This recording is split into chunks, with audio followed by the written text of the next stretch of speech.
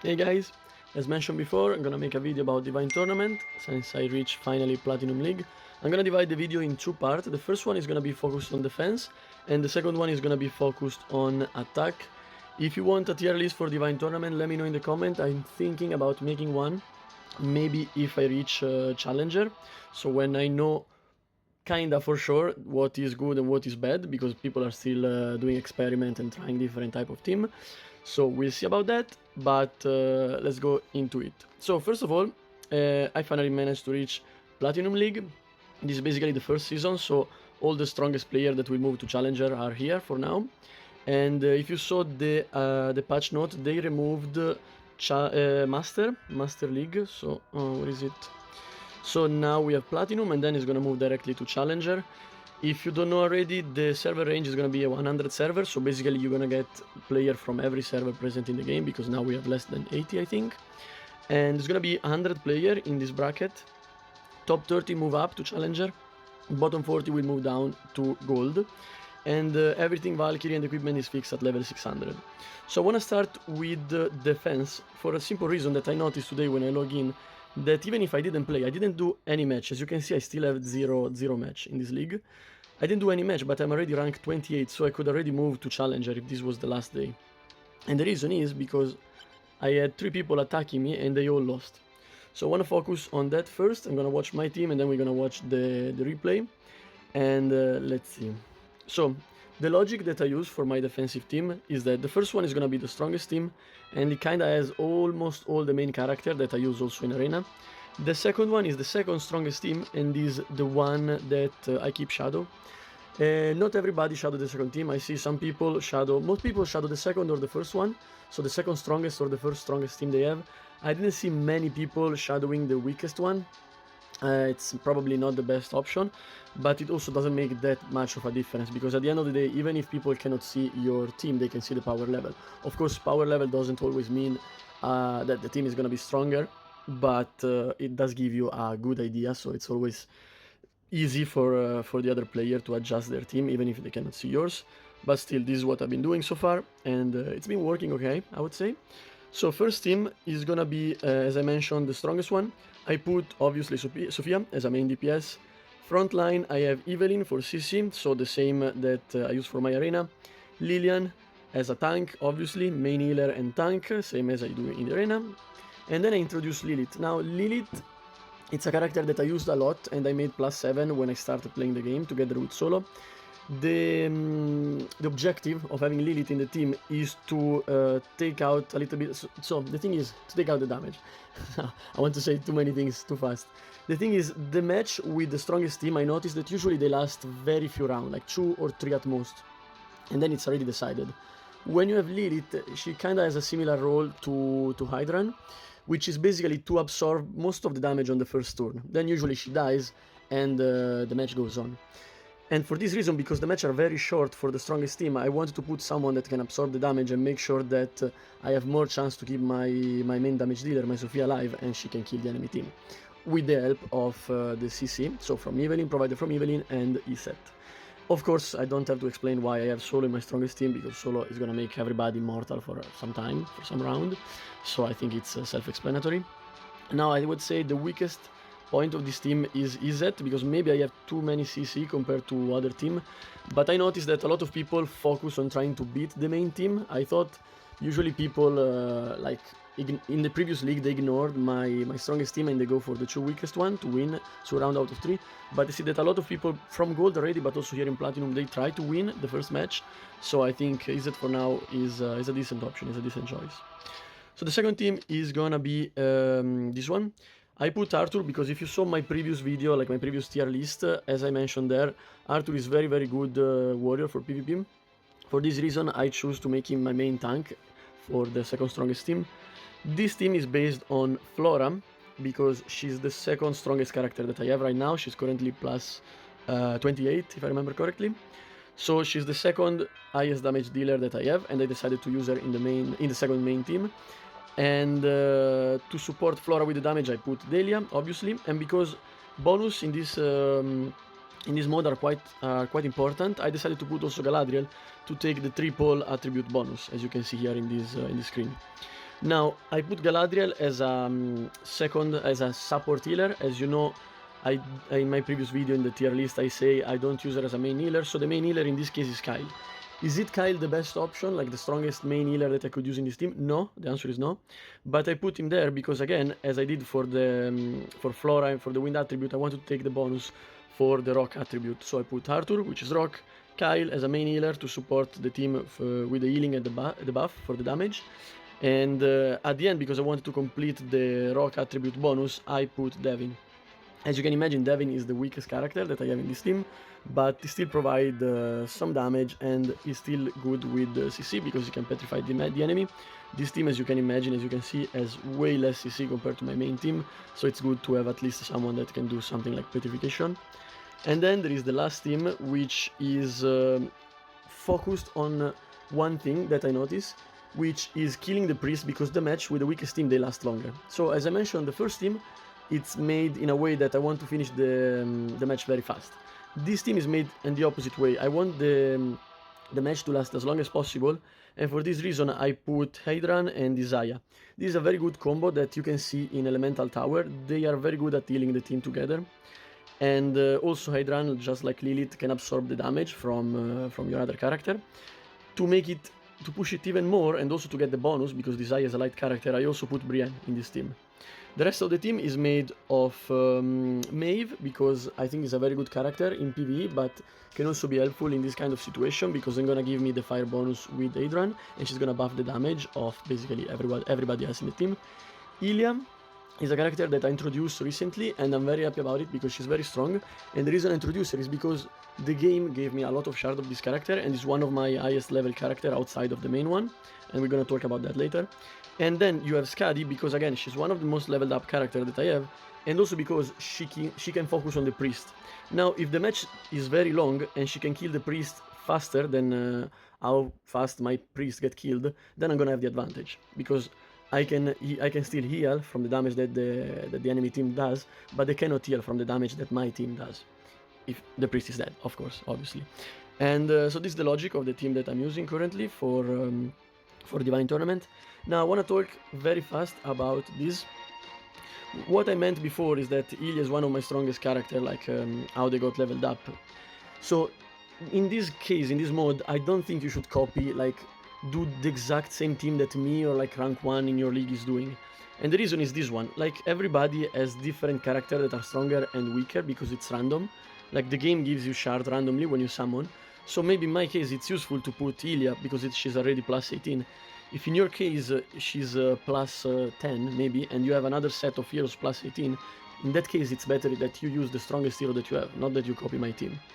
I don't know if that makes sense for you, if I explain correctly, but that's the logic behind my choices. The same goes for Skadi, as I said, she's plus 17, Arthur is plus 17. I would probably use Arthur anyway, because he's still very good, but this is the logic that I used to make my defensive team. I wanted to make good use of the character that I have with the highest rank, other than obviously the main team, that's the main character, I mean not the main team, sorry, the main character that they are leveled up already.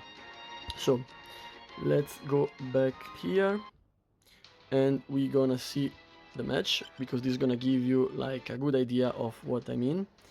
I'm gonna put the speed at 2 instead of 3, because maybe 3 is too fast. I don't know how long they're gonna last the match, maybe then I'm gonna put 3 because it's too long, the video is already super long. But you can see what I mean here. So the first team, he was also using Sophia, so it's gonna be the one with most damage, and we still finish in 3 turns. And now the match keep going for the second and third team, and you will see that the third team should be the one that takes most turn. Okay, it was 3 and 4 round, and so yeah, that was basically the strategy that I explained. For example, this guy is using an all fire team. I'm not a huge fan of one attribute only. I think you limit your option too much, but of course you can choose what you want to do. I think it's better if you mix 2 or 3 attributes at least, except for the main team. The main team is going to be just your strongest character. You still should keep an eye on the attribute, but it's going to be your strongest character. So this is the second defensive match that we won. As you can see, first round finished very, very fast. No, not first round, sorry. First match finished very fast. 2 turns.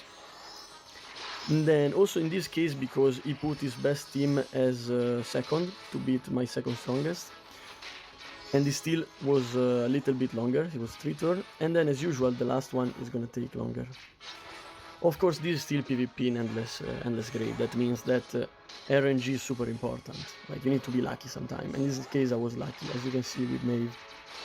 His Dahlia most likely was stronger than my Maeve, and it just happened that Maeve skilled before her and managed to win. And then we look at the last one. And so in this case, what is Sofia? He put his strongest team as the last one to beat my weakest team. And then it's very interesting, I cannot see the rank, I think, of his Peerless, but I see that he's using Peerless, so I would guess that he leveled up that character. And then he has Lilith and Jormungand in the skin, so I would also guess invested at least a little bit into Jormungand, otherwise he wouldn't choose the skin, I would say. Could be wrong, of course, maybe just go for aesthetic. And as you see, as usual, first match is 2 turns, second match is 4, and then the last one is gonna take longer. I don't remember, I think I should lose this one, because obviously put the strongest team, yes, and it still took 6 turns. So as you can see, the logic that I apply to my team kinda makes sense, like it does apply to reality. Of course, they need to win 2 matches out of 3, so if people put their strongest team against my weakest, they're still gonna win, even if the match goes longer and I kill the priest and stuff like that, I'm still gonna lose. So I'm gonna stop the first part here, and then when it's like less time before the end of the daily season, I'm gonna do my attack match. Okay, so in this second part of the video, we're gonna talk about the attacking phase. You cannot hear any volume of the game because I messed up when I was recording this video. I basically forgot that I had to make my team when I attack for the first time, so I had to concentrate on that, and it's like I stopped talking mid-video and it was a mess. So I have to record voiceover, and for this reason there is no audio from the game. I'm sorry. Anyway, basically there are 2 approaches that I take when I attack people. And the first one is that when I aim to be in the top 3, top 5, I usually try to attack people that are already in that position and that I can obviously win at least 2 rounds out of 3. The reason is that even if I don't get maybe 20 points or like 22 points, I get like 17 or 18 points or 19 points, I still steal points from people that is above me in the ranking. So this way I go up not only because I earn point, but also because they lose point. And so this is usually what I do when I want to stay in the top ranking. If I don't have much time, or if I think I cannot beat anybody from the top ranking, because of course that can also happen, and it's probably gonna be even more common during this league. What I do is that I just attack people that I know I can beat in 3 rounds out of 3, even if they have a position lower than mine, because if you win 3 times out of 3, unless there is like a huge gap between your points and their point, you usually make about 20 points. Sometimes more, sometimes a little bit less, but on average I get 20 points. So it's very easy to move up with that strategy.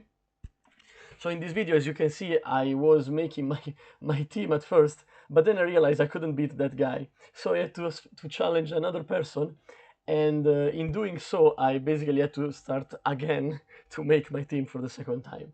So it was I was rushing a lot, and I start like challenging people kind of randomly because when I started the video, I had like 6 minutes left, and then I had to make all the team. I probably had like less than 4 minutes.